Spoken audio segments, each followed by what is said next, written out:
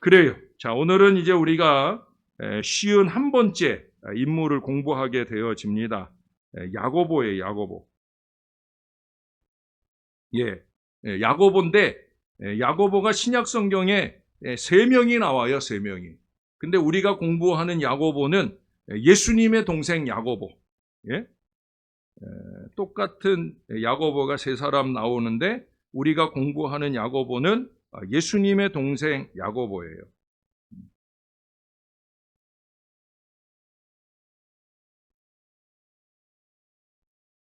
예수님의 동생으로서의 야고보. 나중에 초대교회의 지도자가 됩니다. 그래서 놀랍게도 처음에는 예수를 잘 안 믿는, 오늘도 그 얘기가 좀 언급이 되는데, 왜냐면 형제니까 같이 자라났고 형제고, 더군다나 인간적으로는 좀 섭섭함이 있을 거예요. 왜? 이 야고보는요, 예수님의 형제들 가운데서 제일 맞이예요. 육신적으로는. 제 원래 맞이는 동정녀로 탄생하신 예수님이 맞이지만, 육신적으로는 야고보가 그 다음으로 태어났거든요. 그러니까 자기가 이제 형이 책임져야 될, 아버지도 빨리 돌아가시고, 그리고 이제 형 예수님께서 책임을 져야 되는데 예수님이 훌쩍 떠나가 버렸단 말이에요. 그러니까 그 무게가 누구한테 눌려요? 자기한테 돌아오니까. 그런 점에서 야고보가 예수 믿을 마음이 생기기가 쉽지 않은 거예요. 왜? 육신적으로 30년 동안 같이 살았던 사람을 하나님으로 섬긴다라는 게 이게 쉬운 게 아니잖아요. 그런 점에서 이 야고보가 부활의 예수님을 만나고 변화된 심령으로 하나님의 몸된 제단에 으뜸 일꾼이 되어진다는 건 대단히 우리들에게 도전이 되고 은혜가 되는 그런 인물 공부라고 생각이 되어집니다. 자, 이 야고보 이름 뜻은 뭐냐? 약탈자라는 뜻을 가지고 있다고 그럽니다. 그 자식 이름을 이렇게 짓는가 싶은 생각이 들지만, 이게 이제 이스라엘 사람들은 구약에 있는 신앙 인물들로 이름을 삼거든요. 그래서 그 이름을 삼게 되기 때문에 그런 점에서 이 야고보라는 이름을 붙이게 되었어요. 사실 그 이름은 여러분 그 창세기에, 이게 좀 빨리빨리 꺼지는구나. 선생님 이거 다음에는 좀 한 10분 또는 30분 정도 꺼지는 걸 좀 늘려주세요. 창세기에 보면은 에서의 형, 에서의 동생 야곱 아시죠? 에서와 쌍둥이 형제인데 그 에서보다 먼저 태어나고 싶은 간절함으로 그 형의 발등꿈치를 잡고 태어나잖아요. 그만큼 쟁투, 약탈 이런 의미를 가졌어요. 실제로 그 삶을 보면 정말로 형 에서의 장자권을 쟁취한다든지, 또는 그가 외삼촌 라반의 집에 가가지고도 그 외삼촌 라반의 집에 있는 그 농사를 같이 도와주면서 목축 가운데 자기 것들을 많이 챙기게 되어지는 그런, 말하자면 묘수를 쓰죠. 뭐 나쁘게 쓴 건 아니지만 그래도 어떻든 그가 그런 점에서 약탈자라는 이름에 걸맞는 그런 사람이 바로 구약의 창세기에 나오는 야곱이에요. 그러다 보니까 그 이름 뜻을 그대로 물려받아서 이름 뜻을 약탈자라는 뜻으로 갖긴 했지만, 이 예수님의 동생 야고보는 약탈자라든지 뭐 쟁취자라든지 이런 의미하고는 상관이 없는 아주 평범하면서도 나중에는 하나님 뜻대로 잘 쓰임받는 그런 모습을 보여주게 되어집니다. 그리고 이제 그 다음 가족 배경입니다. 뭐 잘 아시는 대로 결국 예수님의 형제라는 건 무슨 얘기예요?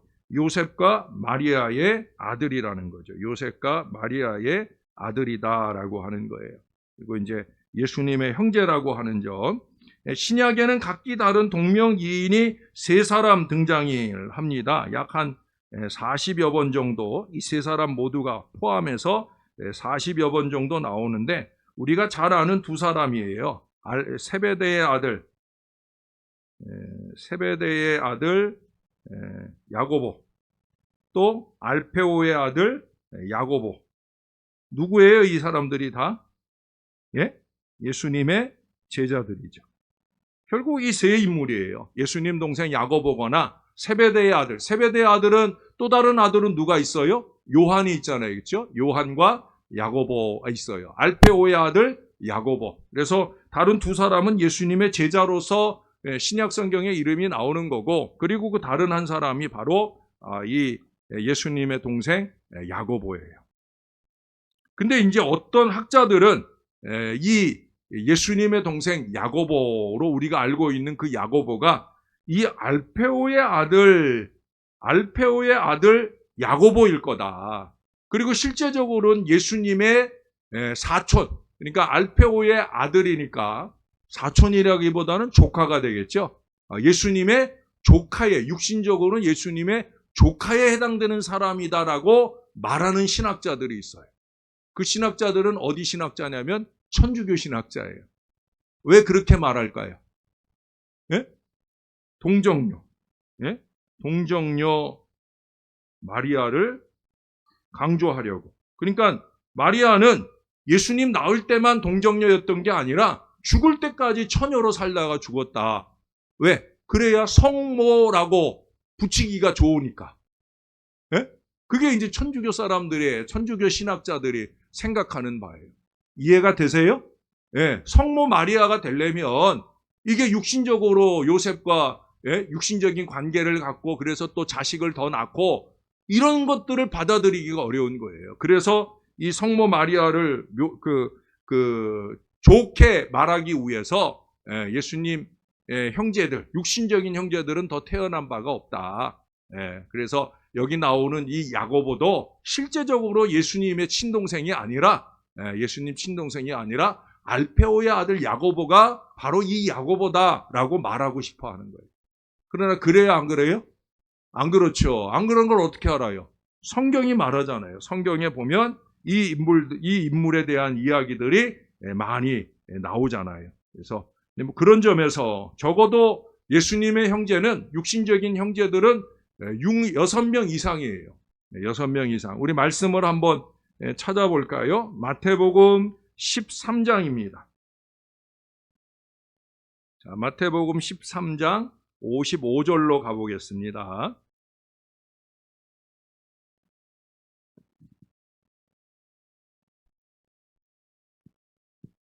마태복음 13장 55절.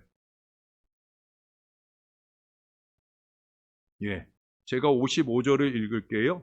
여러분들이 56절을 읽어주시면 좋을 것 같아요. 이는 그 목수의 아들이 아니냐? 그 어머니는 마리아, 그 형제들은 야고보, 요셉, 시몬, 유다라 하지 않느냐? 그 너희들은 다 우리와 함께 있지 아니하냐? 그런즉 이 사람의 이 모든 것이 어디서 났느냐 하고. 예, 잠깐만요.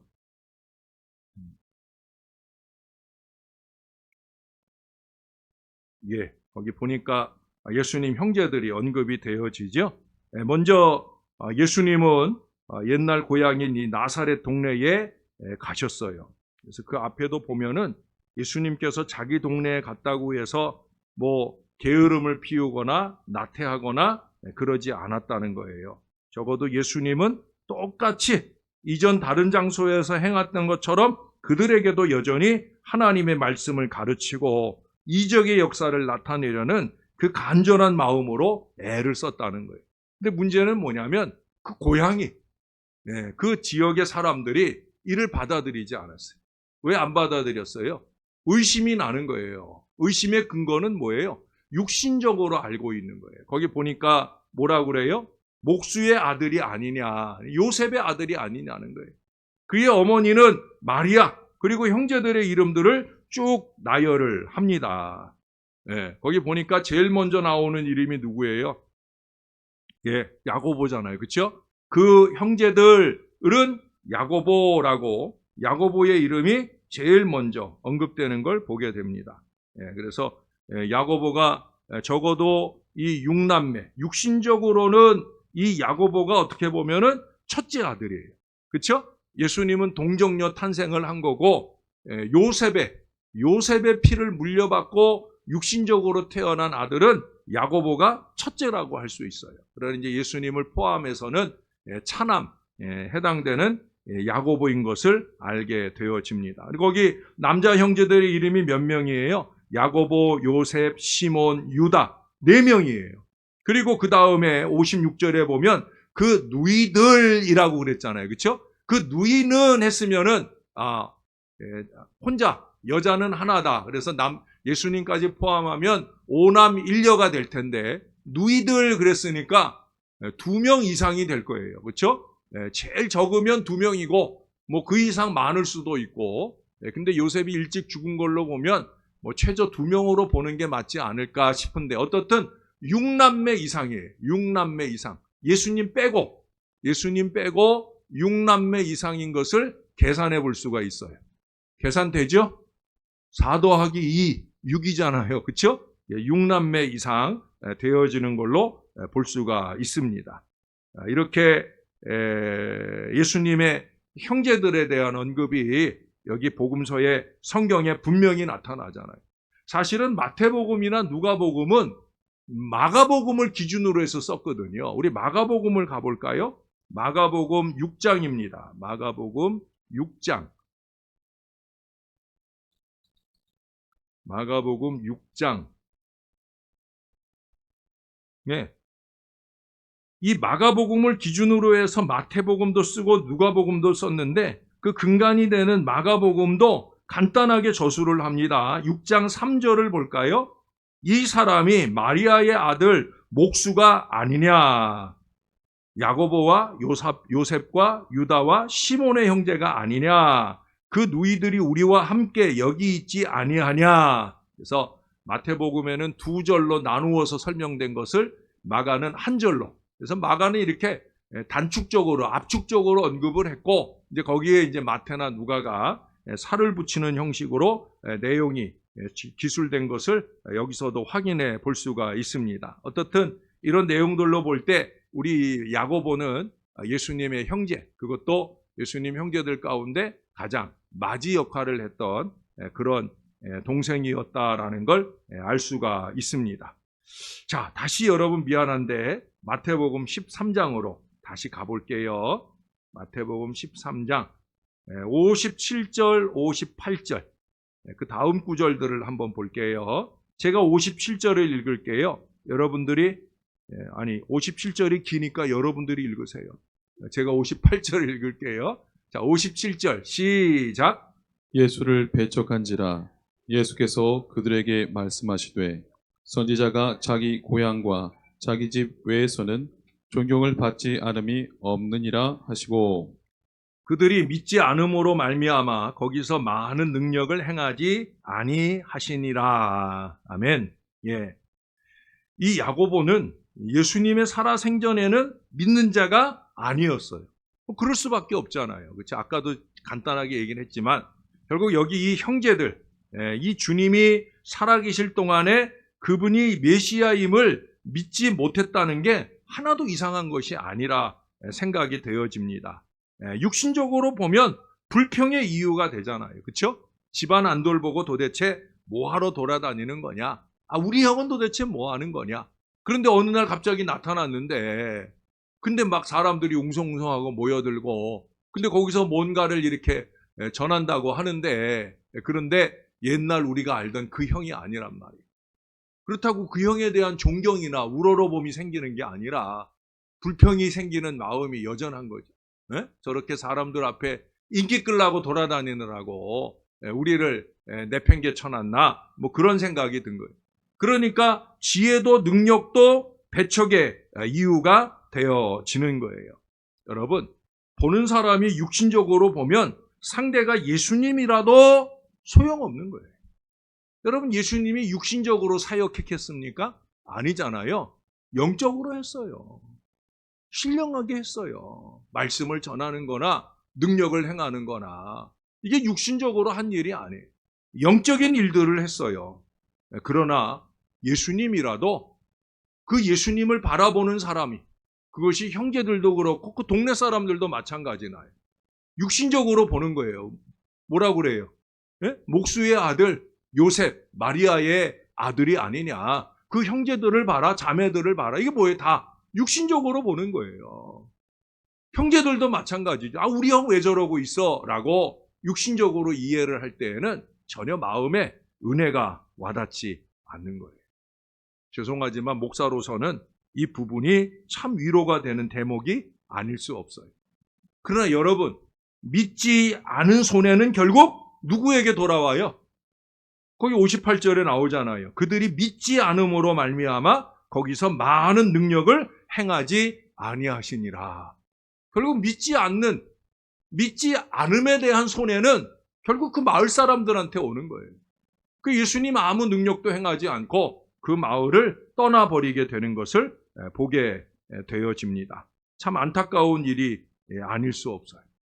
여러분 뒤로 가서 요한복음으로 한번 가볼까요? 요한복음 7장입니다. 우리 성경 공부하는 거니까 여기저기 복음서를 찾아보고, 그래서 제가 볼 때는 이 수요일 날 오시는 분들이 성경을 잘 찾아. 다른 그 분들보다 수요일에 오시는 분들이 성경을 이렇게 막 찾고 하니까 성경을 잘 찾아요. 또 읽는 것도 여러분들이 잘 읽으니까, 이제 제가 한 10년 이렇게 목회하니, 제가 처음 왔을 때는 성경 좀 읽으라 그러면 참 중구난방, 가관도 아니었어요. 근데 요새는 보면은 성경을 아주 너무 잘 읽어. 한 목소리로 읽는 것처럼 읽어요. 너무 감사한데, 자, 여기 7장 5절을 한번 보겠습니다. 5절. 우리 같이 한번 읽어볼까요? 시작. 이는 그 형제들까지도 예수를 믿지 아니함이로라. 형제들까지도 예수를 안 믿는다. 근데 여러분, 그 앞에 3절을 보세요. 그 형제들이 예수께 이르되 당신이 행하는 일을 제자들도 보게 여기를 떠나 유대로 가소서. 제자들이 형제들이 예수님께 권하는 거예요. 뭐라고 권해요? 제자들에게 가서, 유대 사람들에게 가서 더 많이 당신의 복음을 전하라고. 두 가지 측면으로 볼 수가 있어요. 5절의 말씀에 근거해 볼 때 형제들까지도 아직 예수를 믿지 않는 그 냉정한 마음 가지고 딴 데 가서 해 라고 말하는 것일 수도 있고요. 저는 긍정적으로 봤어요. 이 동생들이 비록 예수님을 믿지는 않지만 그래도 예수님의 가르침이나 능력 행하는 걸 보면서 우리 형이 옛날에 우리 형이 아니네. 비록 형제로 자랐기 때문에 예수님을 하나님으로 믿을 마음은 아직 안 일어나지만 그래도 예수님의 그 헌신이나 사역이 너무 소중하다 생각이 들어서 그것들이 필요한 제자들, 또 다른 유대 사람들에게 그것이 전해지기를 바라는 그런 귀한 모습을 보여주고 있다고 저는 그렇게 보고 싶어요. 근데 어떻든지 간에 여기 5절 말씀에 보면은 그들은 아직 믿지 않았다는 거예요. 여러분, 누구나 믿음이 없던 시절, 어린 시절이 다 있는 거예요. 어떤 여자분이 몸이 날로 뚱뚱해져요. 저는 여기다 여집사님이라고 썼는데, 어떤 여자 집사님이 몸이 자꾸 뿌는 거예요. 그래서 안 되겠어서 이제 어느 날 병원을 찾아갔어요. 이 몸을 좀 어떻게 살을 빼는 방법이 없을까 해서 의사를 찾아갔어요. 그 의사가 환자가 왔으니까 물어봤을 거 아니에요. 도대체 체중이 얼마나 됩니까? 라고 물었더니 무려 130kg가 된다는 거예요. 엄청나죠? 우리 김금남 권사님 한 3사람은 데려다 놔야 130kg나 된다는 거예요. 그 의사가 또 물었어요. 그러면 체중이 가장 적게 나갔을 때는 몇 킬로그램이냐라고 물었어요. 지금 자기 머릿속으로 자기 몸무게 계산하지 마시고 그 질문을 하니까 이 집사님이 그러는 거예요. 뭐 생각도 안 해보고 아주 바로 얘기를 하더라고요. 몸무게가 제일 적게 나갔을 때는 몇 킬로그램이었습니까? 라고 물으니까 3kg라고 그랬던가? 그렇죠. 뭐 틀린 얘기는 아니에요. 태어날 때 3kg로 태어났으면 그 3kg가 가장 적게 몸무게가 나갈 때였던 거 맞을 거예요. 누구에게나 그런 시절이 있다는 거죠. 아주 어린 시절, 또 왕년에 뭐 이렇게 말할 그 시절이 있다는 거예요. 근데 그 시절이 오늘로 비교해 보면 좀 부족했다. 몸무게는 부족한 게 오히려 더 나은 것일 수 있지만 어떻든 좀 부족하고 모자르고 그러나 자라서는 세월이 흘러서는 연륜이 더해서는 더 이상 어린아이의 일을 버려야 되는 거죠. 그렇죠? 어린아이의 일을 버려야 되는 거예요. 3kg 몸무게 시절을 가지고 어른이 되는 건 아니잖아요. 몸만 아니에요. 육신만 아니에요. 내가 신앙의 연륜이 이어졌다고 하면 그러면 그 연륜에 걸맞는 성숙함, 신령함, 은혜 이런 것들이 우리의 마음속에 채워져야 된다는 거예요. 무엇보다도 여기 이 7장 1절로 그 이하의 쭉 내용들을 보면 이 육신적인 관계라고 하는 것이 별로 영적인 신앙생활에 유익이 되지 않는다는 거예요. 야고보의 경우에는 예수님의 선하심 또 인격 이런 것들을 잘하면서 목격을 했을 거예요. 여러분 우리도 오랜 동안 같이 신앙생활을 해왔으니까 뭐 신앙은 차치하고 우리가 서로의 인격을 알잖아요. 저 사람은 말이 너무 많아. 그냥 말만 많은 게 아니라 말 실수가 많아. 뭐 그런 인격들이 우리가 다 보이잖아요. 그렇죠? 다 보여요.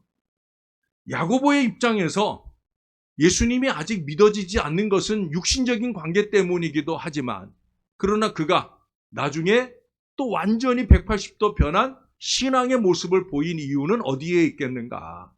그것은 지난 30년 세월 동안 예수님께서 살아오시면서 보여준 선하심, 인격 이런 것들이 아마 밑거름이 되지 않았을까. 여러분 그럼에도 불구하고 이 육신적인 관계라고 하는 것은 어쩔 수 없이 육신적인 한계 안에 머물러 있게 되어집니다. 그런 점에서 육신적인 좋은 관계는 영적인 관계와 무관합니다. 영은 영으로 분별하는 거예요. 영은 영으로 분별하는 거예요. 육신의 관계가 깊을수록 때때로 영적으로는 불이익이 되는 수도 있는 걸 잊지 말아야 돼요. 예수님도 지금 그렇잖아요. 자기 고향 사람들이나 자기 형제들과 육신적으로 깊은 관계에 있다 보니까 그것이 그 고향에서 배척받는 이유가 돼요. 예수님만 아니에요. 이전에 예수님만 아니라 이전에 선지자들도 마찬가지예요. 예수님도 그런 표현을 선지자가 자기 고향에서는 인정받음이 없다, 사랑받음이 없다. 그런 거예요. 목회자와도 또 다른 성도와도 영적인 관계가 긴밀할 수 있어야 되는 거예요. 저와 여러분의 관계, 우리가 친하다라고 하는 것은 말씀과 기도 관계에서 친해야 되는 거예요. 대신방의 여정 동안에 여러분들이 사모하고 기다리는 목회자는 어떤 사람이에요? 육신적으로 나하고 친하고 나한테 잘해주는 사람을 여러분이 기다리면서 신방을 받는 게 아니잖아요. 영적인 조력자로서 우리 목사님이 주시는 말씀이나 목사님 우리 가정을 위해 하시는 기도가 우리의 가정 안에 하늘의 복이 되기를 원하는 이 신령한 마음으로 기다리는 거 맞지요? 그 마음이어야 되는 거예요. 우리 관계는 영적인 관계예요. 우리가 아무리 지난주에도 우리 일려전도회 하고 저 강화도에 맛있는 새우, 요즘에 강화가 대하철이에요. 가을 대하철이 딱 9월, 10월 달 2달인데 그래서 지난주에 우리 일려전도회 하고 그 대하 먹으러 갔는데 작년보다 농사가 잘 됐어요. 농사가 아니라 그걸 뭐라고 그래요? 어사가 잘 됐다고 그래야 되나? 어떻든 이 새우가 작년보다 거의 1cm 이상은 더 커요. 그래서 아주 배 터지게 먹고 왔어요. 근데 그렇게 잘 먹고 또 좋은 데 가서 사진 찍고 교제하지만 그 관계가 아니잖아요. 거기가 끝이면 안 되는 거잖아요. 그렇죠? 목회자와 교우 관계가 잘 먹고 잘 놀고 그 관계가 끝이면 안 되는 거예요. 우리는 적어도 말씀과 기도로 신령한 교통을 나누는 영적인 교제가 우선되어야 할 줄로 믿습니다. 은혜가 교통되어야 되는 거예요. 여러분들이 저를 위해서 기도를 많이 하는 것 가운데 으뜸은 뭐가 돼야 돼요? 우리 목사님 은혜 충만하도록 말씀과 기도에 열심 내시는 우리 목사님 되도록 그 기도를 해주셔야 됩니다. 육신적으로 건강하게 이 신방 사역을 잘 감당하는 것도 중요하지만 그보다 더 중요한 건 뭐예요? 목사님 가시는 걸음마다 영적으로 충만하여 사모하고 바라는 모든 가정들의 그 소원하는 기도에 능력 기도할 수 있도록 여러분 우리가 늘 이런 영적인 관계 목회자와만 그런 거 아니에요. 여러분들끼리의 관계 속에서도 마찬가지. 목사가 걱정되는 관계들이 있어요. 육신적으로 너무 친해버리면 그러면 영적인 관계를 무시하고 그게 우선이 되는 어리석음을 범할 때가 많이 있어요. 판단이 흐려져. 여러분, 여러분들의 가정이나 우리 교우들 가운데 어떤 문제나 어려움이 생기면 누구에게 제일 먼저 연락해야 돼요? 아직도 몰라요? 예? 자기하고 친한 사람한테 연락해줘요? 아니에요. 교육자들한테 연락을 해줘야지. 우리 부교육자들한테 연락을 해주셔야 돼요. 예? 부교육자들한테. 예, 자기가 친한 사람 아니고 더군다나 근황 연락도 아니고 예? 이거 아무한테도 말하지 마. 이거 비밀이야. 이런 소리 하는 사람 마귀예요. 마귀. 그게 뭐예요? 뭔 비밀이야. 교인이 어려움 만났으면 목회자한테 빨리 연락을 해주고 목회자가 위에서 기도해 줄 수 있도록 그렇게 길을 열어주는 게 그게 건강한 리더고 헬퍼고 그게 건강한 교회 생활이지. 잊지 마세요. 영적인 관계예요. 영적인 관계. 예, 모든 저와 여러분, 여러분들과 여러분들의 관계는 영적인 관계여야 건강한 교회 생활이 되는 거예요. 안 그러면 교회에 문제가 되고 분란이 되는 거예요. 우리는 어느 누구도 그런 사람 되지 말고 신령한 관계, 영적인 관계, 그렇게 은혜 받는 관계가 될 수 있기를 바랍니다. 자, 이제 그 영적인 관계로 변화되는 야고보를 잠깐 살펴보고 오늘 말씀을 마치려 합니다. 자, 고린도전서로 가보겠습니다. 훌쩍 뛰어넘어서 고린도전서 15장. 고린도전서 15장은 부활장이에요. 부활장. 자, 15장. 어디서부터 볼까요? 5절부터 볼까요? 5절부터 8절까지. 7절이 중요한데 그래도 5절부터 8절까지 우리 한 절씩 교독을 하도록 하겠습니다. 제가 먼저 읽을게요. 게바에게 보이시고 후에 12 제자에게와 그 후에 500여 형제에게 일시에 보이셨나니 그 중에 지금까지 대다수는 살아있고 어떤 사람은 잠들었으며 그 후에 야고보에게 보이셨으며 그 후에 모든 사도에게와 맨 나중에 만삭되지 못하여 난자 같은 내게도 보이셨느니라. 아멘. 자, 여기 보니까 7절에 그 후에 야고보에게 보이셨으며 라고 말씀을 하고 있어요. 부활의 목격자가 되었다는 거예요. 부활의 목격자. 아주 중요해요. 부활의 목격자. 부활의 목격자가 되어서 부활의 증인까지 가는 이 은혜 여정에 들어서게 되었다는 거예요. 자, 여기 보니까 거기 5절부터 보면은 게바가 누구예요? 베드로죠? 베드로에게 보이셨고 12 제자들 마가의 다락방에 찾아가셨잖아요. 그렇죠? 12 형제들에게 보이셨고 그 후에 500여 형제에게도 일시에 보이신 적이 있다니. 승천 직전에 예수님 승천 전에 500여 형제에게 보였던 때도 있어요. 근데 그 후에 여기 보니까 야고보에게 보이셨으며 그 후에 모든 사도에게와 맨 나중에 바울 만삭되지 못하여 난 자 같은 내게도 보이셨다. 예수님께서 승천 전에 이 야고보를 찾아가셨다는 거예요. 복음서 어디에서도 잘 나타나지 않는 내용인데 아마 이 야고보가 특별히 바울에게만 이 얘기를 했던 것 같아요. 왜? 바울 같은 경우에도 예수님을 언제 만났어요? 예수님 부활 승천하시고 난 뒤에 그 뒤에 자기가 예수 믿는 사람들 잔해하고 다니다가 다메섹 도상에서 예수 만났잖아요. 그러니까 예수님 부활 사건이 있은 뒤에 승천 사건이 있은 뒤에 한참 있다가 만난 거예요. 그런 점에서 야고보와 동변상련이 되는 거예요. 야고보가 처음부터 예수님에 대한 부활신앙이 생겼나? 아니었어요. 그게 어찌 보면 예수님에게는 안타까움이 되었죠. 왜? 예수님의 어머니 마리아는 예수님이 십자가에 달려 죽으실 때도 그 자리에 계셨고, 그리고 마가의 다락방에도 나중에 계시잖아요. 근데 문제는 뭐예요? 자기의 형제 야고보가 아직 자기를 믿는 마음이 생기지 않았다는 거예요.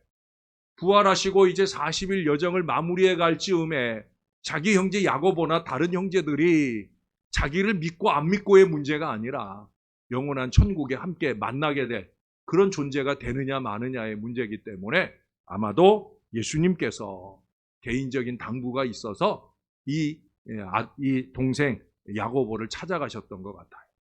그래서 이 야고보가 그 얘기를 나중에 바울 사도와 나누지 않았겠나. 그 후에 야고보에게 보이셨다.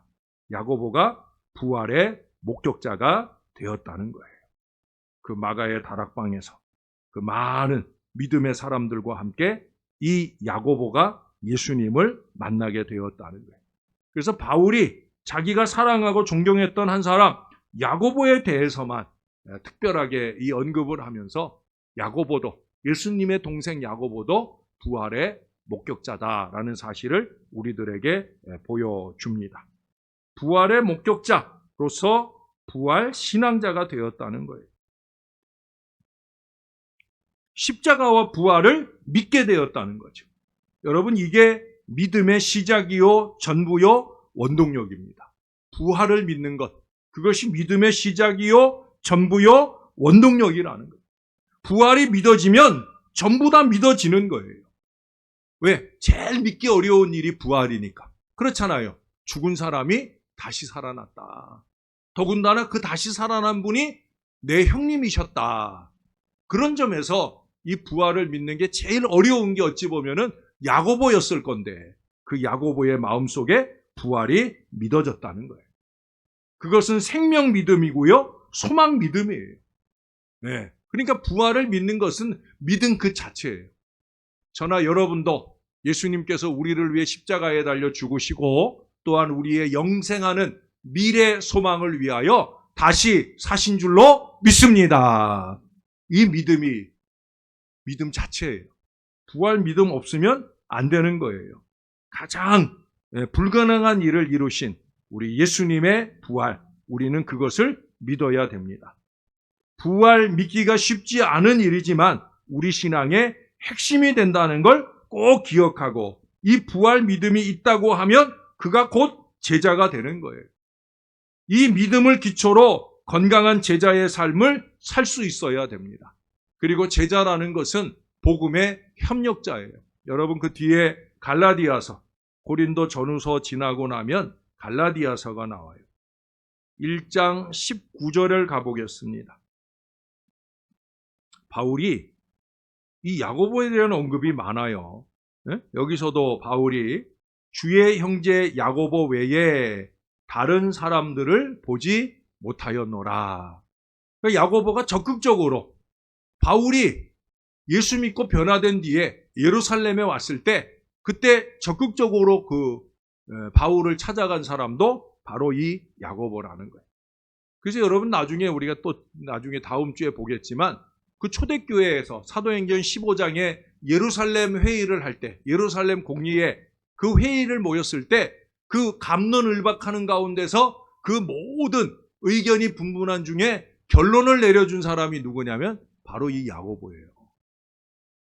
대단히 훌륭한 믿음의 사람으로 성장, 변화된 것을 보여줍니다. 그래서 여기서도 여전히 주의 형제 야고보 외에 다른 사도들을 보지 못했다. 그건 야고보가 적극적인 믿음의 동역을 주 앞에 이루고 있는 것을 우리에게 보여줍니다. 결국은 뭘 말해주는 거예요? 바울은 야고보를 믿음, 예수님의 부활 후에, 아니 부활을 목격한 후에 예수님의 제자로 완전하게 탈바꿈했다. 변화되었다라는 걸 보여주는 거예요. 여러분, 믿었으면 달라져야 되는 거예요.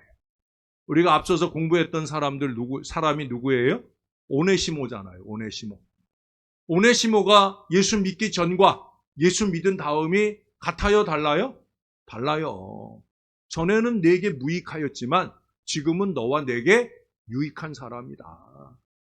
네? 그래서 저는 오네시모가 본명이 아닌 게 아닌가 하는 생각도 해요. 예. 근데 본명이거나 본명이 아니거나 어떻든 그는 이전에는 무익한 사람이었지만 이제는 하나님의 종들에게 유익한 사람으로 변화된, 믿음으로 변화된 모습을 보여준다는 거예요. 여러분, 우리가 아까 500의 형제에게 보였다고 그랬죠? 500명이에요, 500명. 예? 전에도 한번 얘기했어요. 마가의 다락방에는 몇 명 남아 있어요? 120명 남아 있어요. 예수님 부활 목격한 사람 500명이에요. 더군다나 그 500명은 승천하시는 예수님도 보았어요. 얼마나 대단한 일이에요. 예? 근데 그 가운데 무려 380명은 아무 변화가 없다는 거예요. 은혜의 일들을 보고서도, 하나님의 역사를 보고서도, 예수의 부활과 승천을 보고서도, 그러고도 그들의 목격이 그들의 마음속에 믿음이 되지 못하는 안타까움을 보여주더라는 거예요. 그러나 다행스럽게도 야고보는 이 120명의 변화된 무리 안에 들어가는 거예요. 부활을 믿고 믿음으로 변화된 그런 모습들을 보여주는 거예요. 아까 바자회 얘기할 때도 제가 얘기했지만 전에 하던 대로 여러분 언제나 제가 제일 싫어하는 거예요. 물론 전에 하던 대로가 아주 신령한 말씀과 기도 생활이거나 열심히 있는 전도 생활이거나 겸손한 헌신 생활이거나 그건 전에 하던 대로 해야 되지. 근데 그게 아니고 이제 변화된 신앙의 모습에 맞게 변화된 현실을 뛰어넘는 그런 건강한 모습들로 이루어갈 수 있기를 위해서는 전에 하던 대로를 고집하면 안 되는 거예요. 이제는 새 수를 새 부대에 담듯이 우리가 새 은혜를 담아야 되고 새로운 헌신을 담아야 되고 새로운 하나님의 역사 담아야 되는 저와 여러분이에요. 모쪼록 저와 여러분이 500의 형제 가운데 주저앉아버리는 380명이 아니라 오히려 더 큰 성령의 은혜를 체험하고 그 은혜 속에서 강하여지는 120명의 기도의 사람들로 세움받는 한 사람 한 사람 다 되시기를 우리의 구주 되시는 예수님의 이름으로 간절히 축원합니다. 기도하겠습니다. 우리 다 같이 한번 기도하실 때 하나님 우리들에게도 야고보 같은 변화의 역사가 있게 하옵소서. 우리도 예수 부활을 믿습니다. 이 믿음을 가진 사람들답게 육신적으로 사는 것 아니고 영적으로 살게 하옵소서. 전에 하던 대로 살지 말게 하시고 변화된 새 마음, 새 믿음, 새 지혜로 살아가는 하나님의 사람들이 되게 하여 주옵소서. 세월이 갈수록 자꾸 퇴보하는 인생이 되지 말게 하시고 세월이 갈수록 자꾸 전진하고 발전하는 신앙 인생이 될 수 있도록 혀를 차게 하는 인생이 아니라 오히려 함께 기쁨과 영광을 하나님께 올려드리는 믿음의 사람들로 변화되게 해달라고 우리 야고보의 변화를 생각하면서 다 같이 기도하겠습니다. 좋으신 아버지 하나님, 하늘 아버지의 은혜를 감사합니다. 주님이 우리 손 붙들어 주셔서 주님께 영광되는 신앙 인생을 날마다 살 수 있기 원하여 예배하고 헌신하도록 이끌어 주신 것 감사합니다. 우리가 예수 믿은 세월을 꼽을 것이 아니라 내가 정말 예수 안에 변화된 새 인생을 잘 살아가고 있는지를 돌아보게 도와주옵소서. 마음이 중요한데 우리의 마음이 열과 성으로 아버지 하나님의 뜻과 역사를 열어갈 간절한 마음을 갖게 하여 주옵소서. 무엇이 주님이 기뻐하실 바인가, 무엇이 나와 우리를 향하여 주님이 원하시는 바인가를 늘 기억하면서 그 일들을 이루어가는 일에 최선의 마음을 들이고 노력하는 우리 모두가 되게 하여 주옵소서. 무엇보다 영적인 사람 되게 하옵소서. 신령한 사람 되게 하옵소서. 변화된 새 믿음으로 아버지 거룩한 새 역사를 열어가는 은혜의 사람 되도록 하나님 우리를 붙들어 주시옵소서. 하나님, 오늘날 교회가, 총회가 욕을 먹는 가장 큰 이유는 육신적이기 때문입니다. 육신적일 뿐만 아니라 그 이상 마귀적이기까지 한 그런 모습들이 오늘날 너무나 많습니다. 그러면서도 너무나 뻔뻔해졌습니다. 너무나 육신적이고 세속적이고 세상적이고 불순한 마음으로 살고 불순한 삶으로 삶에도 불구하고 너무나 뻔뻔하게 그렇게 교회를 섬긴다고 총회를 섬긴다고 나서는 인생들이 얼마나 많은지, 자기의 이기와 욕심을 채우려는 일로 하나님의 일을 허울을 씌우는 경우들이 얼마나 많은지, 하나님 우리에게 야고보 같은 믿음을 주옵소서. 육신적으로 매여있던 삶을 던져버리고 부활 예수를 향한 뜨거운 믿음으로 변화된, 정말 예수의 참 제자로 변화된 그 신령한 그 믿음의 삶을 우리도 본받을 수 있게 도와 주시옵소서. 우리에게 육신적으로 가려졌던 모든 영안을 뜨게 해주시고 영적으로 분별하고 영적으로 은혜 받으며 영적인 관계 속에서 더 행복해지는 하나님의 사람들 되어지게 은혜 베풀어 주시옵소서. 우리가 주님의 손을 꼭 붙들고 주님이 주신 은총의 미래를 향해 우리의 마음 들이고 나아가길 원하오니 하나님, 우리와 함께 하셔서 하늘 아버지께 온전한 영광이 되는 거룩하고 순전한 믿음의 삶으로 우리도 변화시켜 주시옵소서. 야고보가 강조했던 믿음은 행하는 믿음이었습니다. 행함이 없는 믿음은 죽은 믿음이라고 야고보는 그렇게 야고보서에 적고 있습니다. 우리도 그렇게 주 앞에 영적으로 신령하게 잘 행하면서 우리의 행함이 하나님께 영광이 되는 아름다움이 있도록 은혜를 베풀어 주시옵소서. 우리 하나님, 수험생들이 애쓰고 있습니다. 이제 한 달 보름 정도 남은 여정 동안에 더 열심히 있게 노력하여 좋은 결실 맺게 도와 주옵소서.